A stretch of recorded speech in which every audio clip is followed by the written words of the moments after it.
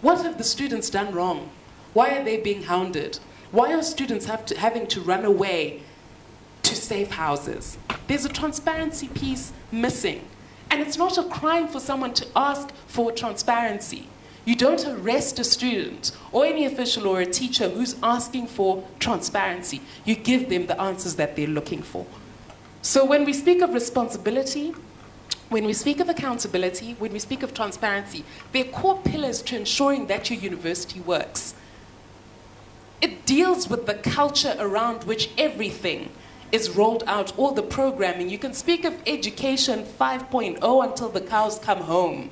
If our institutions have no responsibility, no accountability, no transparency, we haven't even started. We can't even talk about industrialization. It's a meaningless conversation because people don't even have the electricity to run the innovation hub.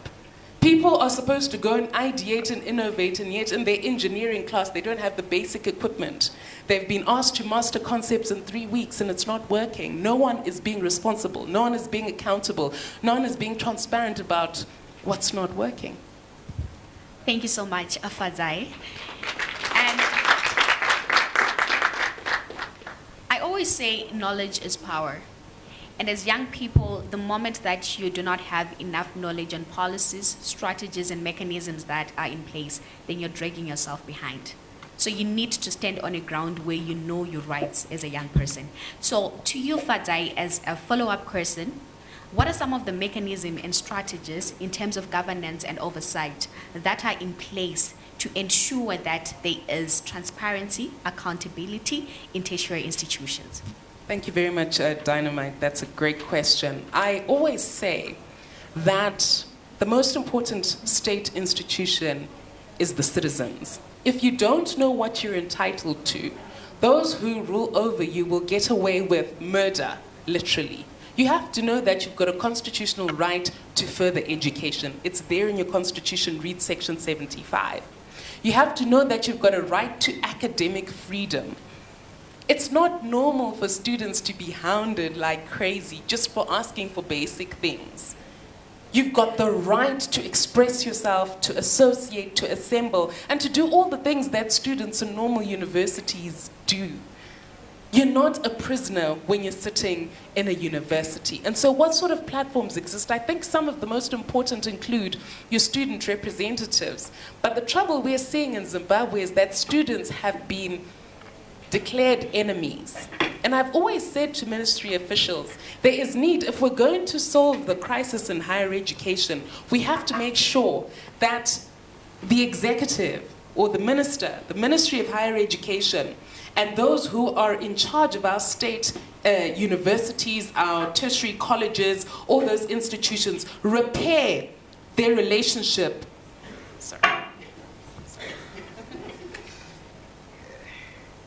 Repair their relationship with the students. That is the most important platform. They've got an obligation to consult students before even a budget for the university has come together. How do they know what to incorporate if they're not speaking to students? You go for 3 years without having an SRC at Chinhoyi University of Technology. Who are you? Who is your target market? Who are you building those policies for? Who is being funded?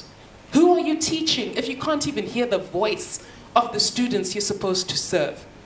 The other platform, so SRCs are a very important piece. And even within the universities, the various representative groups, so even if it's not your student representative council, if there's a law students association and an engineering students associations, those bodies are very important to make sure the voice of students is heard. And for me, they're the most important because they deal directly with the day-to-day issues that students face. So you shouldn't go for 3 days with no water. It's not normal. And your student reps should be able to articulate that. Beyond that, obviously, we've got a legal system. The president of Zinaso spoke of the fact that you can litigate. And when I used to teach law at the University of Zimbabwe, I used to always say, the legal aid clinic should be at the forefront of litigating on behalf of students. These are very basic applications to draft. You can't get to 3rd year and not know how to draft an urgent chamber application compelling the university not to close. compelling the university not to hike fees. That's what I'm teaching you in class. And if you can't implement it after 3 years, I, the lecturer, have failed. And I remember in one of my classes, actually, the exercise was, we sued Terence Mukube, I think was the Deputy Minister of Finance at the time, and we sued him. And I was like, that is what you're supposed to do as a student. You don't need a lawyer to do this for you. You're law students and you've got the knowledge. So that's another important piece. There are then bigger platforms. So you've got things like Parliament. You've got parliamentary portfolio committees. I obviously believe that the Higher and Tertiary Education Portfolio Committee is one of the most important. Because these are the young people. We all know, Zimstat even confirmed that, that age group of students between 16 and about 25, 30 are the biggest chunk of the population. They're the ones who are carrying the aspirations, hopes, dreams of the future. If we don't get teaching them right, if we don't get educating them right, if we don't get the innovation piece right, we'll have completely lost a generation. Whereas other people, other students in other jurisdictions are learning about AI and moving things forward, the best and brightest lawyers in Zimbabwe looking for bail for job seeker. We're not really at the cutting edge, and we have to fix that piece.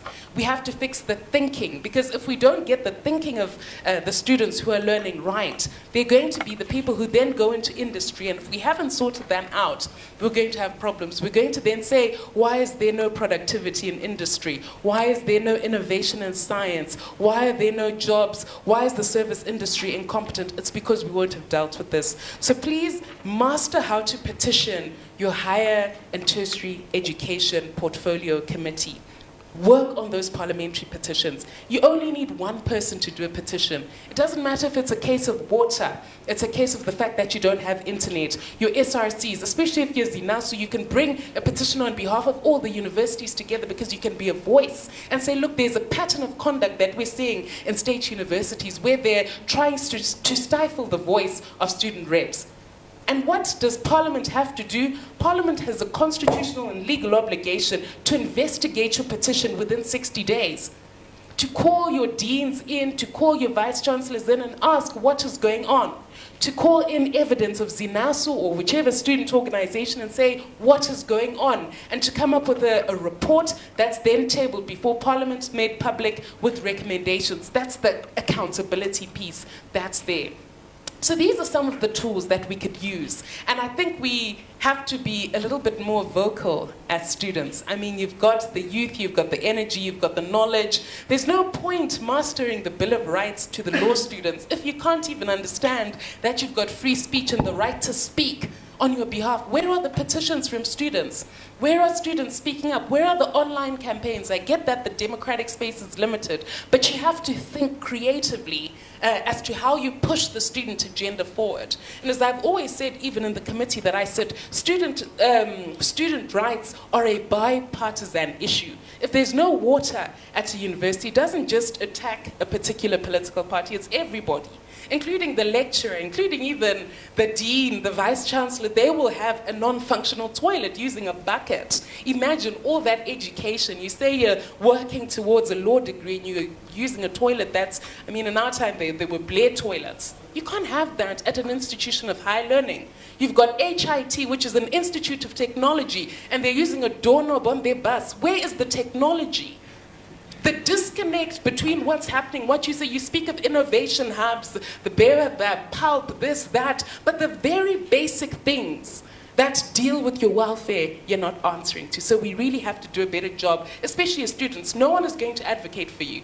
Trust me, no, you are at the bottom of the list of priorities. So if you don't become your own voice, your own activists, your own champions for your own rights, you will literally go through law school for 4 years with no water, no bond paper, no internet, and it'll be normal, and you'll go into a law firm and you'll be completely useless and you won't last in that job. Thank you. Thank you so much, Fadai. I know my panelists are doing so well, but please, you can clap at the end of the panel discussion. All right, so I believe there is nothing for us without us. And this means that students need to be involved, especially sitting on the tables where decisions are being made. And to me, I always say that when I'm with a lot of students, I'm saying it should be for students, by students, and with students. So over to you, Emmanuel. We want to do a reality check. You're on the ground.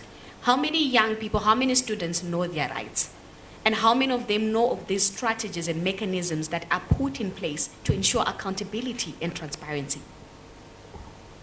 Well, thank you very much. I think the first point to mention is that we are currently living in a country where there is shrinking democratic space, and that is the biggest challenge we face as a nation, and of course in institutions of higher learning.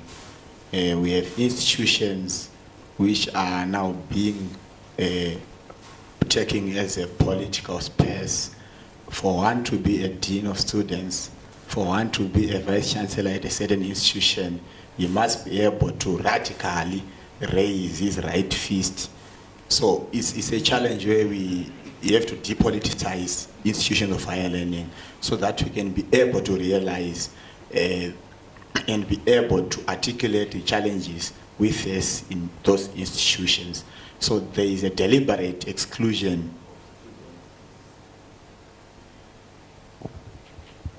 Sorry, it was part of the act.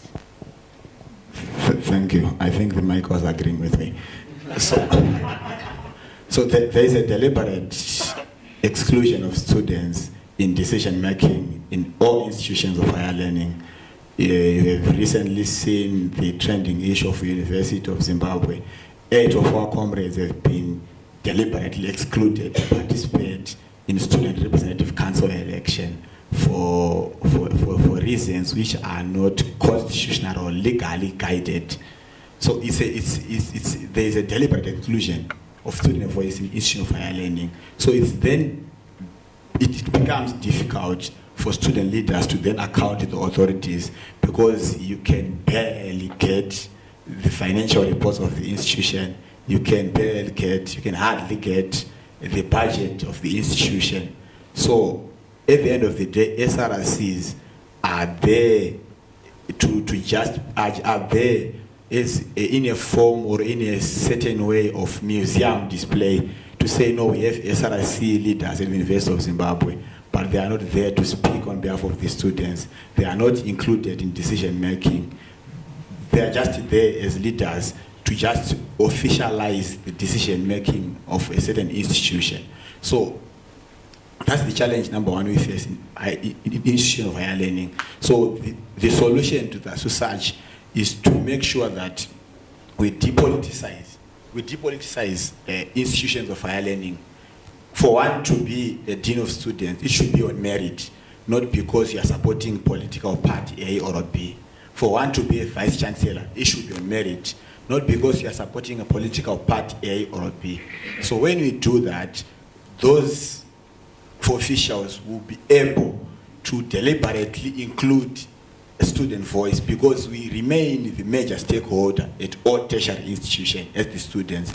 For there to be a dean of students, it's because they are students. For there to be a cleaner, it's because they are students. For there to be a lecturer, it's because they are students. So to make decisions without including students, it becomes illegal and illegitimate. So that's the challenge we are facing in institutions of higher learning, that in those institutions where we have SRCs, they are just there they are just there in a museum display form, not to represent anyone. In those institutions, in other institutions, they are totally denying us to have an SRC election.